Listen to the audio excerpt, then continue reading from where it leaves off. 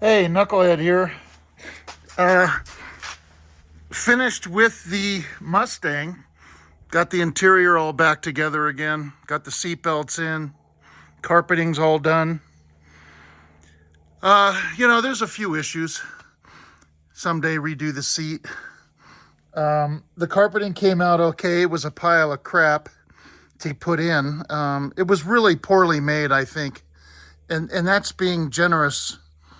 That's being polite. Getting that thing in was a hassle. There's the original glove box lid that I found in the trunk, and I, cleaned it and painted it and put a new emblem on it. The glove box itself was no good. And so I got a new one of those. I just haven't put it in yet. So anyway, turned out nice. I got a couple issues. The generator's not charging for some reason. I've tried 3 voltage regulators, and I full fielded the generator, and it works. So I can't figure that out. And the only thing I did differently, the only thing I changed was the wiring. And I know that I have it hooked up correctly. I have all the wires in the correct place. I have everything grounded properly, so I can't figure out what's wrong with that yet. I think there might be an issue with maybe there's an issue with the new wiring I bought. I really don't know. God, I hope not. Anyway, so here's the Mustang done for now. I still have to put the kick panels in. These are the speaker wires right here. So I just have those wrapped to the headlight switch so they're not dangling. The horns work. Barely. One of them is bad. I think the high horn is bad. Or maybe I can adjust it again. I don't know. It's iffy. The top skin is in pretty good shape. The window's nice. It needs to be stretched. It's been folded for a long time, so got a lot of this. I need to set it in the sun. So, but not for now. Not now. It's a warm day, though. God, it's 62 degrees today. Unbelievable. So now I'm working on the Cadillac, so we'll go over and take a look at that. So here's the Cadillac. I'm going to take this aluminum radiator out because it's a pile of shit. And I've got the original radiator. I had Max do that. Put that in. The belts are bad. The generator belt is the correct belt, but it's stretched so badly that even at its maximum adjustment, it's loose to the point where you can almost pull it off. And the power steering belt is okay. That one's okay, so I can continue to use that one. This had been sitting outside for a while. It got snowed on a couple times, but it started right up. Unbelievable. So now I've got the interior out, as you can see. I had the seats recovered. I had the dash recovered. Oh, I love that smell. Oh, man, I could smell that all day. I love the old car smell. That mildewy, musty. I love it. And I mean that. I'm not joking. Anyway, I'm just going to vacuum it out. I'm not going to change the carpeting. I'm going to vacuum it out. It needs to be changed, but not now. I'm going to vacuum it out and put the seats back in. So, I'll show you those. So here's the dash. I had that recovered. They put a French seam on. It's okay. I'm not like, it's okay. They did a nice job, okay? Especially around here. They did a nice job around here. I talked to them. We worked that out. We had a discussion about how we were going to do that, and they did a very nice job around here. Here's the front bumper I still have to put on because I did that cross member, remember? I put that cross member on and I had to take the bumper off. So that's still off. Here's the front seat. Okay, it's laying on its back. Now, originally, they were cloth and leather, and they had a stripe down here on each side. I just had them do them in vinyl. It's simpler, cheaper. They look very good. I'm really happy with the way that they look. The material, to get the material from SMS was 3 times as much. And that's just for the material. Then you have to have somebody sew it up. It's just too much money, you know. If it were a convertible, something like that, I would have thought, oh, okay, you know, let's keep it. But this is close enough. This is going to be a beautiful seat, correct colors. And the back looks exactly the same as this. The back also has an armrest in it. Looks exactly the same. So they turned out nice. So I got to put those in. And then I got to vacuum it. I got to wash the door panels. I did the left rear interior door panel, and it, with the exception of the carpeting, it looks brand new. It really cleaned up. And I bought a new toy for that. Now it's laying in there upside down, but it's a steam cleaner for upholstery. And that thing, man, it just steams the dirt right off. So here's before. Here's what the door panels look like when I got the car. They're dirty, stains everywhere. This has to be recovered, right? And this is what they look like after I cleaned them with the steamer and 409 and lacquer thinner, like new. Now this, I think this is a little bit discolored, but it's clean. There's no stains on it anymore. This had stains all over it. So it's a uniform clean, but I think it's a little bit faded. And then the chrome piece came out really nice. This came out nice, except the carpet. There's nothing I can do about that. I could probably dye it, and this came out nice and clean. That looked just like the top of the door panel. But again, there's that. And this isn't compromised. The vinyl isn't compromised, so I could dye this, and I have some dye that I could use. I had the dash color matched with SEM. So anyway, just wanted to show you that, how that came out. Really nice. There's the back seat under that blanket. There's my Dodge Challenger. I hate that car. And then my Mr. Green is over there. And then Nick's 66 T-Bird I bought from Nick in LA. And that's waiting. The top failed. When I was there, it worked. And then when I got it here, it failed. It runs, everything's good. I fixed the grill.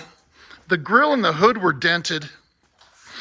The hood is still dented, as you can see right there. I kind of popped it out a little bit, but it needs to be fixed. But the grill was dented in real bad, and you couldn't open the hood. It was pushed back into the latch assembly, and so I had to pull that out, and it pulled out nicely. I was surprised at how nice that pulled out. Now the bracket behind it is bent and damaged, and I got a new bracket for it. I'm going to put a new bracket in. You know, the car's been sitting around for a while. It runs very well. It's all there. It's dirty. It needs to be cleaned up, like the Mustang.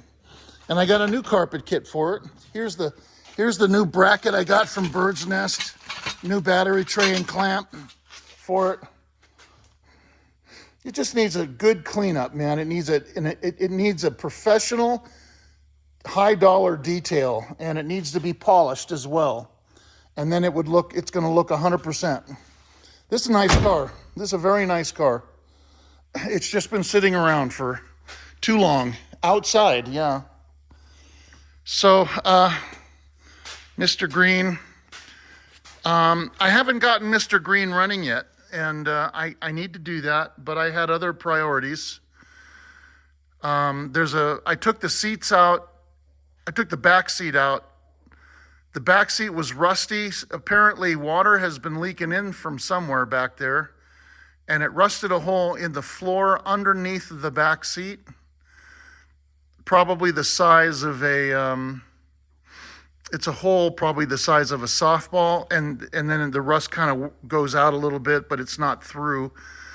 And that's got to be fixed. The seat is ruined, but I got another seat from another car at that wrecking yard, which is up here. Now, it's a different color and a different design, but that doesn't matter. I've got the original, and it's just like the other car, Mr. Gold. See, it's just like that with the cloth and the leather stripes, you know. So this is cloth, this is leather, the stripe is leather, cloth, leather, and I'll have these probably redone in vinyl as well.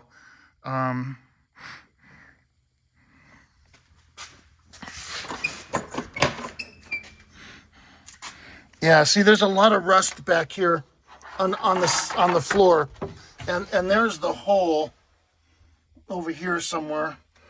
This can all clean up. It's not through, except over there somewhere. It's all covered up. So I got to clean that up. I got to fix that. This is a 4-window sedan. 4-window sedan DeVille with the wraparound. That's really cool looking, man. I love the roof on this car. The other one's a 6-window. It doesn't have that wraparound roof. So that's it. That's where I'm at. This car, man, take that to the scrapyard. A pile of shit. The reason why this is a pile of shit is because it's really embarrassing. You know, I've been in this business for a long time, and I should have known better, and I'm a stupid dumbass for buying this car. You know, it's one of those things, had to have it, and I made a really bad, stupid, dumb decision. So I have a hate relationship with this car. I really do. I'm really so disillusioned by it, and lost all my interest in it. And this is one of the worst restorations I've ever seen, ever. What somebody did was, with this car, they restored a few Challengers, and they had a pile of junk parts left over, and they had a shell, and they put it all together with all the junk shit they had and painted it. And then you're going to say, well, didn't you inspect it? And that's the problem, is I didn't. Because the car was in Oregon, and right when I was going to fly there, my daughter went into the hospital. And I scoured the photos, man, and I didn't see anything wrong with it. I just didn't see anything wrong with it. And of course, the guy who sold it to me, oh yeah, it's beautiful. It's a top-notch restoration. This is why you never buy a car without inspecting it, no matter where it is. You go and look at it, like on BAT, for example. You know, they give you 7 days. The car is in auction for 7 days. Don't buy a car on BAT if you're not there to look at it. And I don't know if you guys ever noticed this, but a lot of the cars on BAT were bought, like right now, today, February 20th, I was on there last night, and there's a whole bunch of cars and motorcycles that were purchased a year or two ago, and they're right back on BAT. Why is that? Well, my theory is because they made a mistake. They bought something without inspecting it, like I did, because I'm a dumbass, and they regretted it. So they put it back on BAT, and they're hoping nobody sees it, and they're hoping nobody notices it. This is what happens. I made this mistake. There is nothing right with this car, and I mean that. From front to back, top to bottom, left to right, there is nothing right with this car. Not one thing. For example, when I got it, right, it had no tumblers in the ignition key, in the ignition. There were no tumblers. You could put anything, any key in there. You could put a Chevy key in there, Dodge key, a tractor key, anything you wanted to could go in that ignition switch and turn it because there were no tumblers. Who sells, and the guy claimed it was a rotisserie restoration. Yeah, you mean he had the rotisserie going while he was throwing this car together with all the junk parts in the junk pile. That's what he meant. Okay? This is so far from a rotisserie restoration, it's sickening. And this is what I get for not inspecting it. It's what I get. And it's what anybody else gets for not inspecting a car first before they buy it. Never, ever, ever, ever make that mistake. Everybody's a liar. Everybody lies about their car. You have to know that going in. Even you guys, you know what you've done when you've sold cars and you didn't tell the person that something happened or this was bad. You just hope they didn't notice it. This is why I'm the worst car salesman in the world, because I don't do that. I tell people what's wrong with the car. Like Thunderbirds. I know, for example, I had a Thunderbird shop for 30 years. So what am I going to do? Lie to somebody that I sell a car to and they'll never come back to me again? And they'll tell everybody what a lying thief I was? No, I would never do that. Because these people became customers. If somebody bought a car from me, they would become my customer. So the more honest I was with them, the more that they would come back. So I had that issue to deal with, besides the fact that I wouldn't have lied to them anyway. I don't do that. So I'm the worst car salesman ever, because I tell the truth. And people don't want to hear the truth. They buy a car, they want to hear, oh yeah, it's the best car in the world, man. This is the greatest car. Look at the shiny red paint. Even though you have to tow it home, it's got the shiny red paint. Man, I'm guilty. I'm just as guilty as everybody else. It's what I get. Now I don't even want to look at the car. And that's what happens with people. They buy T-Birds and they're pieces of shit and they don't know it. And they find out later and then they don't want to deal with it anymore. It just becomes a money pit. They never drive the car because they were either never able to fix it, they didn't have the money, they were lied to in the first place, and they end up selling it. I have seen this 1,000 times. I had a guy buy a convertible one time. The guy told him it was convertible and all it needed was this, this, and this. It turns out it was a hardtop, and he cut it and tried to hide the fact that it was a hardtop and welded some pieces in to trick the guy that it was a convertible, and he believed it because he didn't know any better. And then he brought it to me, and I saw it within 5 seconds. I realized it was not a convertible within 5 seconds. I mean, people do this shit. I've seen other things that would make your hair fall out. Especially, some of the worst things I've ever seen, especially are cars that women drive. Because this is the worst thing for a woman to do, and they all do it. I mean, I can understand how you're going to say no, but oh, my boyfriend, he's my mechanic.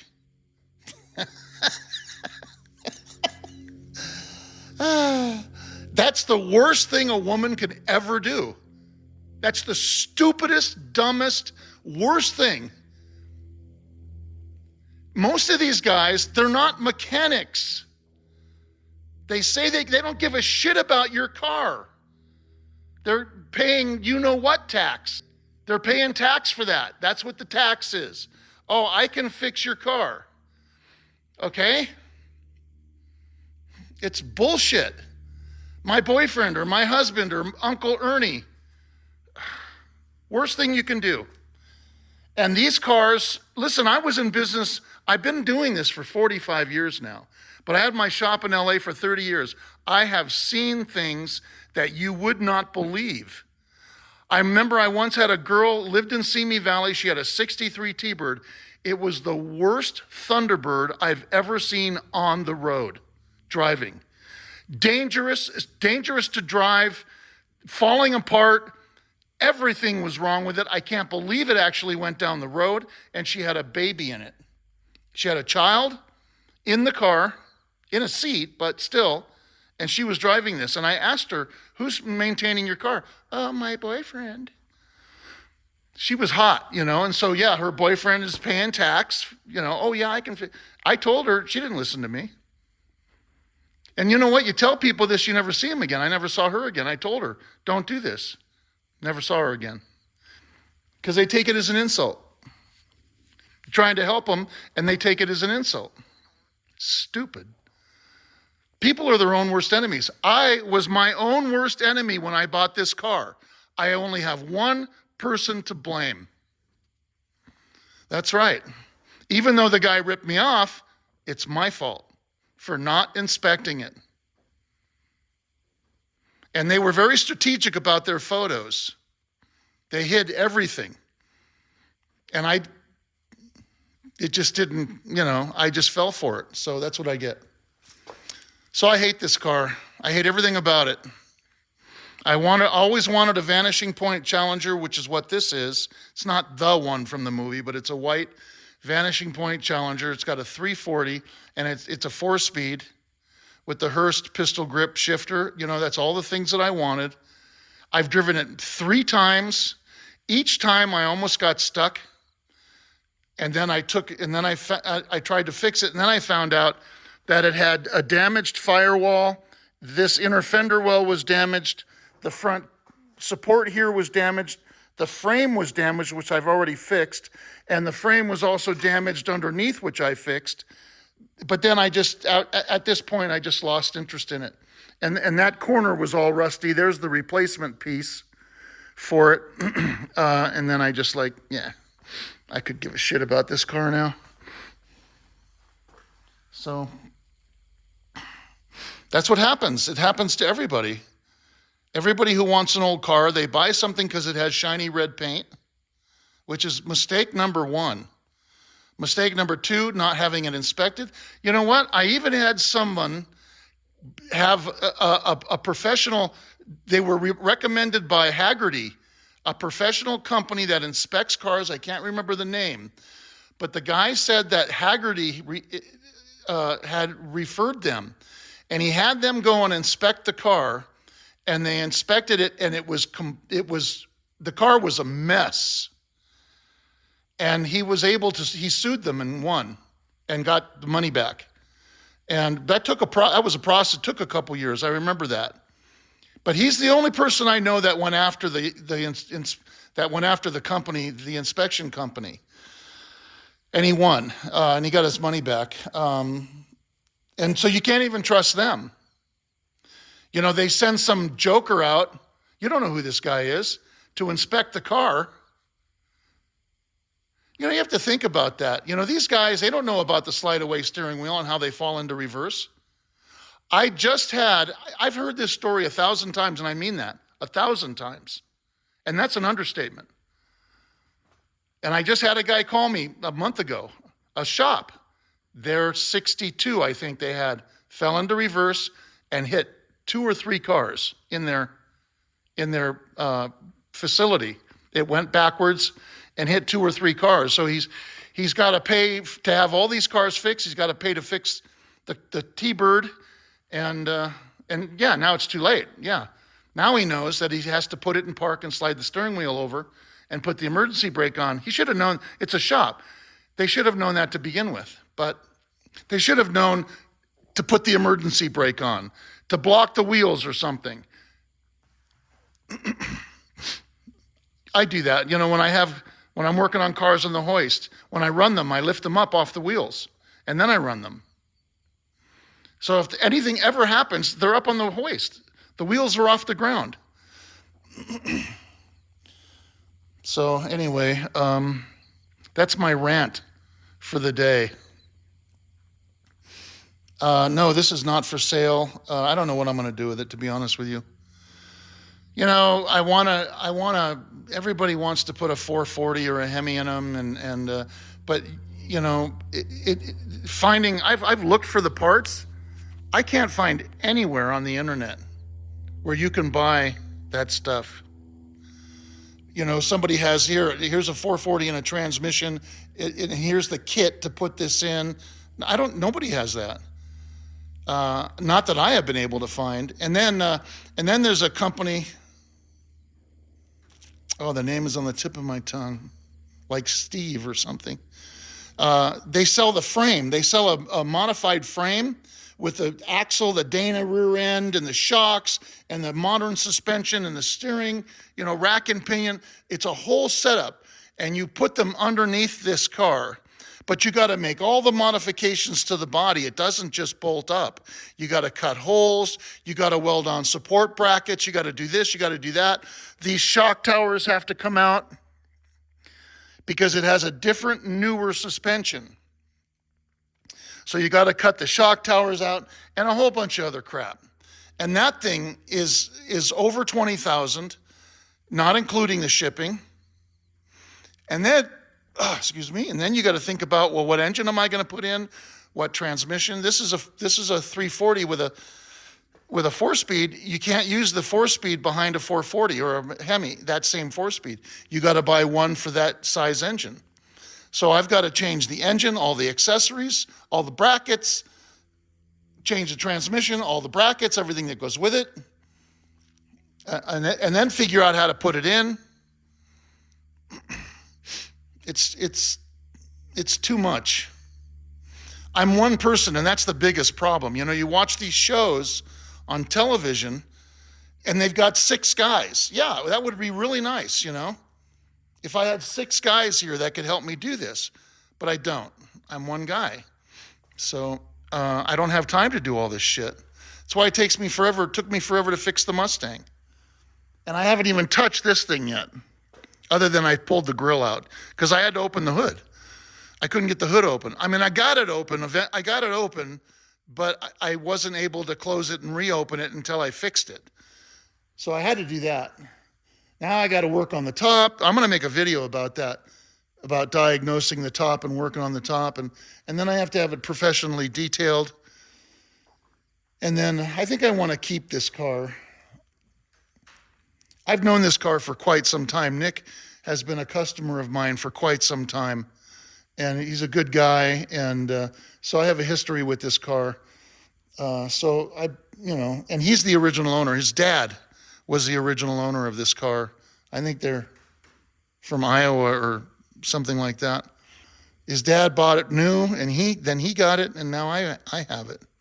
So technically, I bought it from the original owner, because the DMV considers that. If your dad owned it and then you own it, you're still the original owner. If it stays in the family, you're still considered the original owner. So that's it. That's the end of my rant and the end of my video, okay? Thanks for watching. Don't forget to like and subscribe. Tell me your horror stories, like my horror story, and because I'd like to hear what horror stories you guys have had. I'm sure you've had lots. Everybody has. So let me know, okay? Thanks a lot, guys. Bye.